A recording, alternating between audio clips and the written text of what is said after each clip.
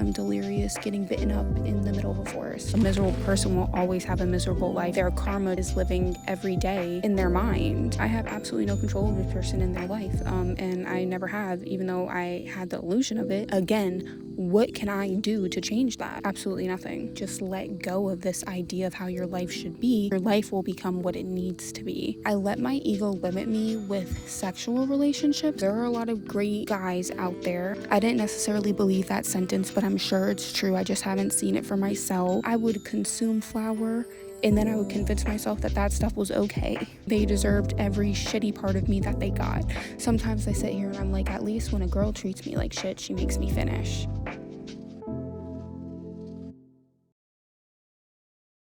Hello, my lovelies. I'm all sweaty, hot, and gross because I was kind of like frolicking around this park. Today is kind of like a weird day. I was so upset for the last couple of days because I was so focused on the things that I haven't achieved in my life. Truthfully, I've kind of been in this huge slump. I haven't been taking care of myself. I've been journaling and I've been meditating, but I haven't been taking care of like my hygiene or my actual mental health. I've been neglecting even like my creative aspirations. And for most people, that may not seem like that big of a deal, but for someone like me who those things kind of fuel my soul, it's really important that I continue doing them, because as soon as I stop, it's kind of like my point of living is gone. Usually when I'm in funks like this, I tend to go outside and see if maybe being outside in the quiet and with nature kind of helps me a little bit with understanding why I feel this way. One of the things that I realized is that I think these last couple of days of being in a slump were definitely fueled by my ego a little bit. And that's kind of what I wanted to talk about a little bit with you guys, and how in some point of healing and doing shadow work and a part of any journey, whether it's like religious, spiritual, anything like that, oftentimes you'll get to the point where your ego stops your healing. And there's many different things that I consider to be attached to your ego. One thing for me is the expectation that I should be farther in life than other people, or farther than what I expected of myself. Comparison is definitely the thief of joy, and that's like the main ego thing that I have in my life. It's not that I feel like other people shouldn't be where they're at. It's sometimes I'm like, oh, hello, squirrel. There's a squirrel right by. Oh, I'm sorry that I acknowledged your existence with me.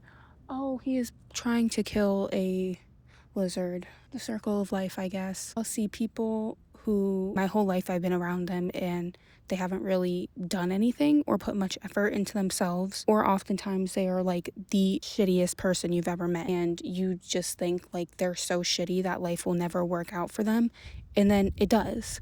And then you're sitting there like, I don't think I'm better than this person, but I also don't think I should be 10 steps behind a person who treats everyone like absolute shit. Oh no, is that weird?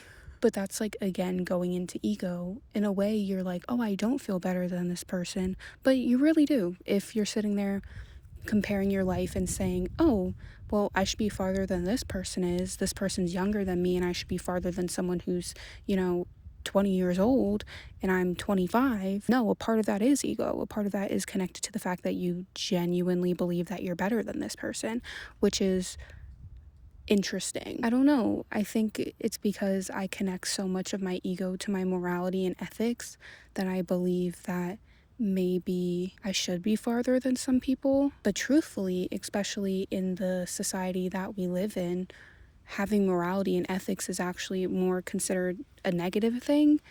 The people who succeed the most are usually the shittiest people who give two fucks about the people around them. It's just the way at least the society in the country that I live in is set up. Being a good person will never guarantee a good life. Good life comes with you living as authentically as you can. That's where the real happiness and good life comes from. Another part of being connected to ego is sometimes I connect my movement in my life to the physical things that are around me. I was never raised like that. My mom never raised me like that. There are family members in my life who you would say have a better life. They have way more money. They live in gated communities. They have cool careers like being lawyers and doctors. But when you like truly get deep down to who they are, they're actually quite poor.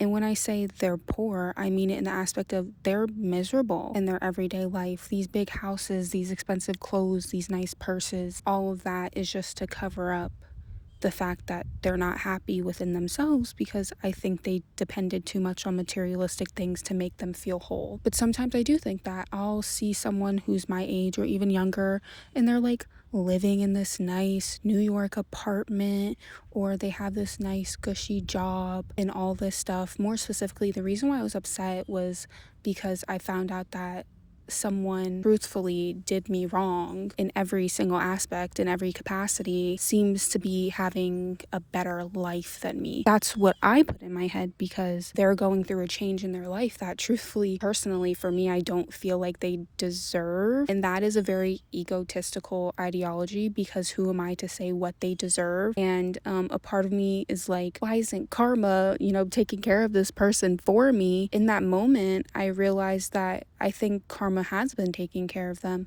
I don't control it. I don't control how the universe works. I have no control over whether or not karma is going to affect another person. But what I do know is, even especially with this person, even if everything in their life worked out for them, they would figure out a way, one, to ruin it, because a miserable person will always have a miserable life no matter what is surrounding them. Two, I think their karma truthfully is living every day in their mind. This person was just not necessarily the best person. That won't change no matter what house they live in, what car they drive, what job they have. The fact that I sat there and got upset and felt, oh, they should be dealing with karma. Why is this happening? Why isn't my life working out and it's working out for this person? That, again, is a very egotistical way of thinking of things. Nothing is really truthfully about you. How successful and how miserable their life truthfully is 1,000% out of my control. And it kind of always will be. I have absolutely no control of this person in their life. And I never have, even though I had the illusion of it. Why am I getting upset over something that, again, I have absolutely no control over? We hear these conversations of ego deaths, and how an ego death really kind of moves people forward, whether it's like a spiritual journey or just like any personal journey. And the reasoning for that is the fact that your ego literally will stop you in your tracks. The example of the last couple days for me, I've done absolutely nothing. I've fully been rotting and doing nothing that fuels my soul and fuels me. And it's all because of one little thing that was completely out of my control, and my ego decided that that was enough to stop me in my tracks. That is stupid, and that is such a waste of time, truthfully. I literally am sitting here right now after like one day of like, I'm not gonna sit here and be miserable, and I feel 10 times better than I felt within the last week. That was so stupid of me to waste a week of my life on something that, one, is completely out of my control, and two, I really don't necessarily know the situation. And even if I did, again, what can I do to change that? Absolutely nothing. I think it's easy to navigate and like maneuver your life around your ego, because I think society is kind of built like that. If you have nicer things and you have a nice job and like a cool title and all these things, then you're considered successful. I hope you guys don't mind the scenery change. I had to move the camera to the shade because it overheated. Yeah, I think like a lot of times in society we'll see someone who moved forward in life or got this new job, got this new career, got this new apartment, this new life, and we think, oh, this person is living such a great life. But honestly, it's so crazy. Having everything you want in life doesn't mean that it's truly the life you desire. And truthfully, sometimes we don't necessarily know what we want and what we need to be authentic and to be happy. There was a time in my life where I thought my dream life was literally just being with this one person and spending the rest of my life with them. And what I did during that time, it didn't matter because I was just with this one person. Crazy white picket fence life that I dreamed about, truthfully, when I was in it, it wasn't anything that I expected it to be. And I thought maybe the longer I stayed in a life like that, I would find joy in it. And that's not necessarily how life works. I think truthfully, if someone isn't your soulmate and your life partner, you'll know. And you'll know very quickly. A lot of times women will say, I was in a relationship for a decade and I knew within the first year that this person wasn't the love of my life, but I waited and waited and waited and waited, and you thought maybe waiting would be enough for you to find joy in those situations. I think maybe that kind of is egotistical. You believing that if you stay in a situation that you're miserable in, your personality, your mind, your body, everything will mold and change into that situation that you know is not meant for you. That's an insane way of thinking.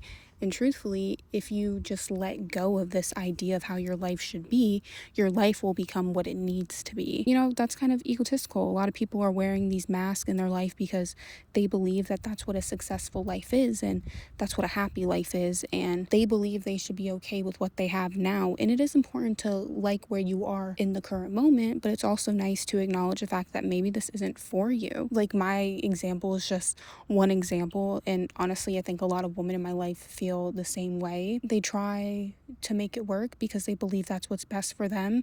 But, you know, nothing's really that good for you if it's not for the authentic version of you. As I've been getting more into spirituality in my practice and living my life truthfully, I'm starting to realize that I'm comfortable doing things that I wasn't necessarily comfortable with before because I was so afraid of being embarrassed or looking weird or even looking crazy. And there are often times where I look very, very crazy. Honestly, I think there's some times where I actually look like I'm losing it. I promise I'm not. I promise I'm not. I'm very fully aware of my surroundings and I'm very conscious. Noticed as I went the last couple of days of not really doing anything. I let my ego drive so many decisions, and lately, besides these last couple of days, it actually has been changing, and I've been noticing a lot of changes in my life that have been good for me because I stopped letting like my ego control it. One specific thing that I will say is going into my ego preventing me. I know this is like TMI, maybe, I don't know.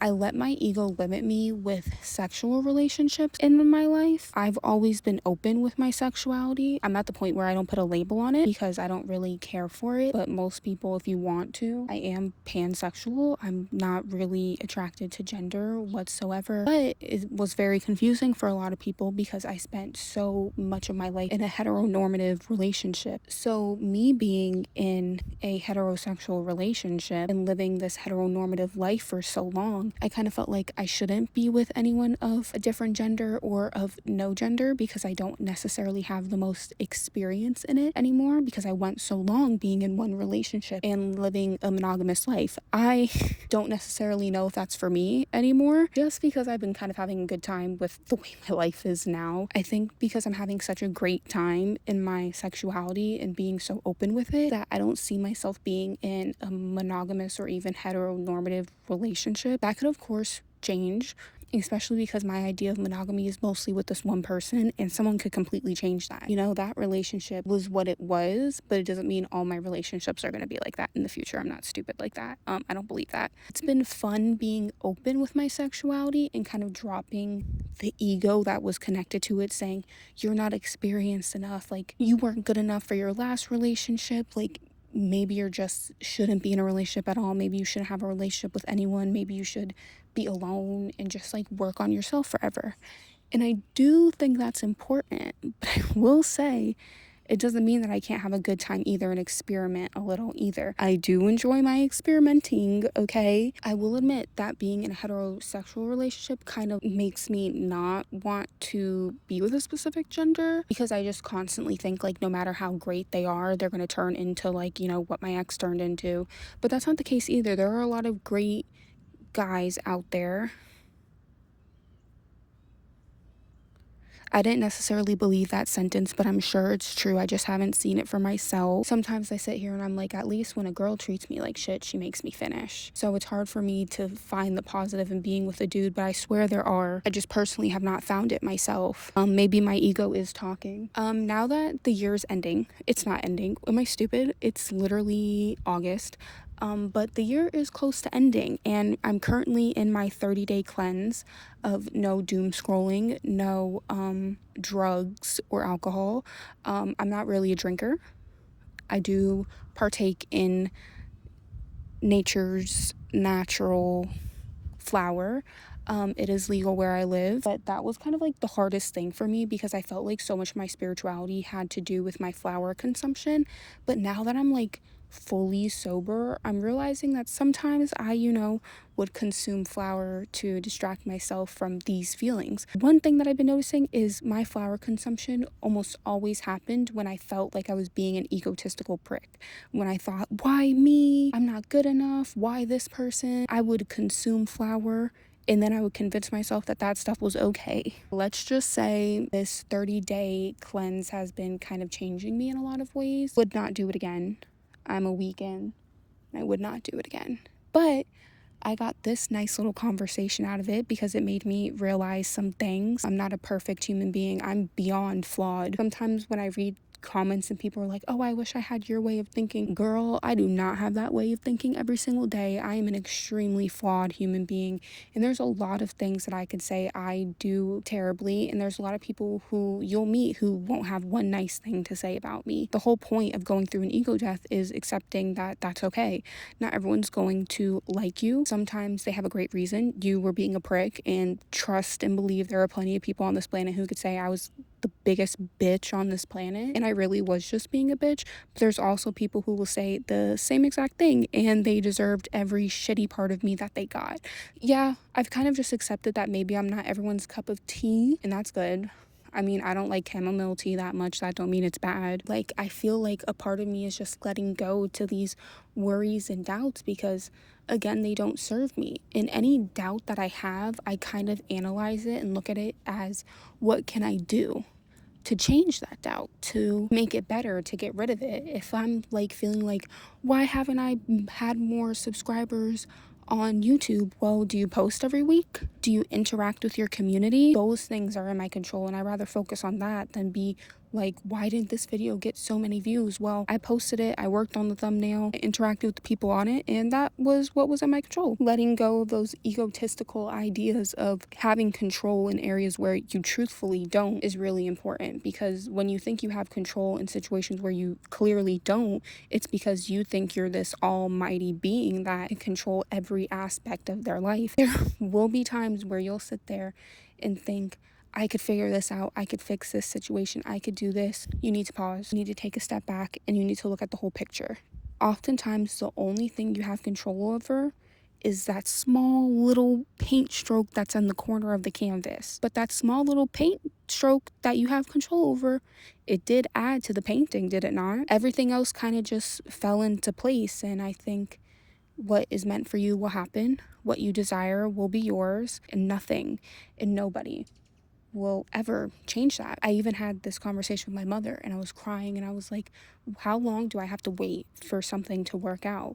I do everything. I felt like I was Charlotte in that scene where she was like, I have my affirmations. I do these things. I found this great guy and it still didn't work out. But that's because a lot of things weren't in her control. So when I had the breakdown and I was talking with my mother and she looked at me and she said, sometimes the things that you're waiting for aren't things that'll ever come to you because they weren't ever really meant for you. And in the end, everyone's time will come, whether it's a good thing or a bad thing. She keeps on saying that she thinks that my time will come a little later because I'm working on things that some people tend to avoid. It is nice to hear my mother say that and recognize that, because I have been focusing more on healing and how I am mentally more than physical and materialistic things. And I think doing that prepares me for when these crazy things happen in my life. My mom seems to think so.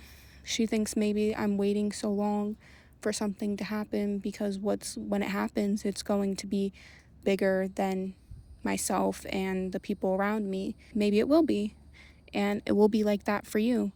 Your time will come. I 100% promise that to you.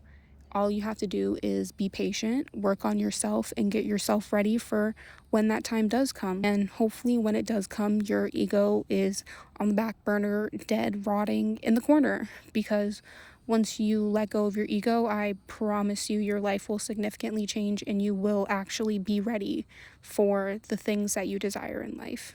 I hope that was like a good TED Talk. I don't know. It was very random, and I'm saying this as I'm delirious getting bitten up in the middle of a forest. So, yeah. Bye, my lovelies.